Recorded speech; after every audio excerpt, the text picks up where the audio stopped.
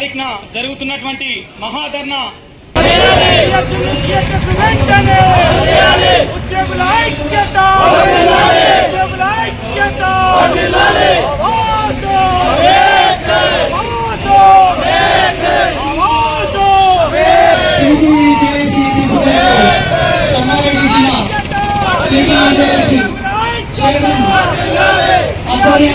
Protocol కాకుండా కింది నుంచి పోతున్నాం మేము.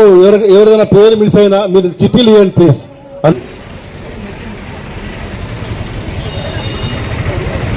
నేటి టీజీజేఏసీ కార్యక్రమానికి మహాధర్నాకు ఉద్యోగ ఉపాధ్యాయ పెన్షనర్లకు అందరికీ కూడా ఉద్యమాభివందనాలు తెలియజేస్తున్నాను. ఈ రోజు ఇంతమంది పోయిన ఇచ్చి వెళ్ళిపోయిందో ఈ గవర్నమెంట్ కూడా హామీలు ఇచ్చి వెళ్ళిపోవాలి. దీనికి వాళ్ళు భయపడి వెళ్ళిపోయి గవర్నమెంట్ ఇచ్చే హామీలు నీటి మీద రాతలలాగా అయిపోయి. ఈరోజు రాష్ట్ర నాయకులు మారం జగదీశ్వర్ గారు మరియు ఏలూరు శ్రీనివాసరావు ఆదేశం మేరకు మేము సంగారెడ్డి జిల్లాలో మహాధర్నా నిర్వహిస్తున్నాం. దానికి దాదాపు 2000 మంది దాకా సంగారెడ్డిలో జమ అయినారు. ముఖ్యంగా 5 డిమాండ్లు ఉన్నది. తెలంగాణ రెండో పిఆర్సీ, అదేవిధంగా 6 డిఏలు, మూడోది సిపిఎస్ని రద్దు చేసి ఓపీఎస్ని అమలు చేయాలి. అదేవిధంగా నెలకు 2000 కోట్ల రూపాయలు ఎంప్లాయీస్కి రిలీజ్ చేయాల్సిన అవసరం ఉంది. చాలా ఎంప్లాయీస్కి జీపీఎఫ్ కానీ పెన్షనర్స్కి కానీ వాళ్ళందరికీ వాళ్ళ బకాయిలు వస్తలేవు కాబట్టి కనీసం నెలకు 2000 రూపాయలు చొప్పున గవర్నమెంట్ రిలీజ్ చేయాలని కోరుకుంటున్నాం. అదేవిధంగా న్యూ ఏహెచ్ఎస్ స్కీమ్ ఇప్పటిదాకా 3 ఇన్స్టాల్మెంట్ కట్ అయినాయి, కానీ దానికి ఇప్పటిదాకా ఎట్లాంటి ఇంప్లిమెంటేషన్ లేదు. దాన్ని కూడా ఇంప్లిమెంట్ చేయాలని కోరుకుంటూ గవర్నమెంట్ని రిక్వెస్ట్ చేస్తున్నాం. ముఖ్య ఉద్దేశం ఏమంటే గత 3 సంవత్సరాల నుంచి ఓపికగా మేము గవర్నమెంట్ని గౌరవించుకుంటూ వాళ్ళు చెప్పినట్టు పోతున్నాం.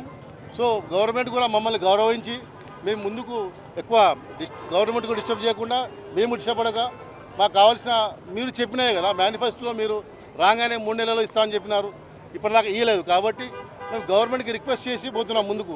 మా రాష్ట్ర నాయకులు కూడా ఇప్పటిదాకా దాదాపు 30 నెలలు ఆగినారు.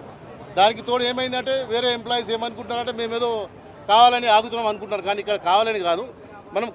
మేము ఏం చేసినా కూడా గవర్నమెంట్కి ప్లస్ మా ఎంప్లాయీస్కి రోడ్డు మీద పడకుండా అందరినీ కాపాడుకుంటూ ముందు పోవాలనుకుంటున్నాం. కాబట్టి గవర్నమెంట్ కూడా ఇది మీరు ఒక ఫైనాన్షియల్ డిసిషన్ తీసుకుని సాధించలేరు. ఒక పొలిటికల్ డిసిషన్ తీసుకొని మా ఎంప్లాయీస్ 12,000 కోట్లు ఇచ్చేస్తే ఇమీడియట్గా ఎంప్లాయీస్ ప్రాబ్లమ్ సాల్వ్ అయిపోతుంది.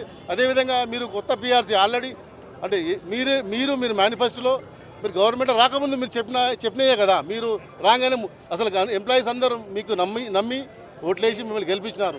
సో మీరు కూడా మీ యొక్క వాగ్దానాన్ని మీరు నిలుపుకుని ఈ యొక్క ఎంప్లాయీస్ ఏదైతే మీరు ఇచ్చినాయే ఇంప్లిమెంట్ చేస్తే బాగుంటుంది. ఒకటి సిపిఎస్ మీరు రద్దు చేస్తామని చెప్పినారు, మీరు వరంగల్ సభాముఖంగా మీరు చెప్పినారు సిపిఎస్ రాగానే రద్దు చేస్తామన్నారు, కానీ ఇప్పటిదాకా దానికి ఎలాంటి యాక్షన్ లేదు.